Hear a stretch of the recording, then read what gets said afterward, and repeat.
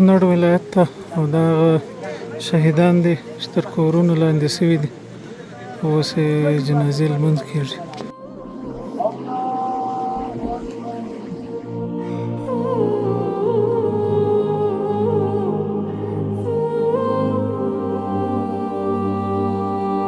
دغه هم اوس یو دانه زخمي ده چې دا اوس له خاورو نه راپورته کړی ده.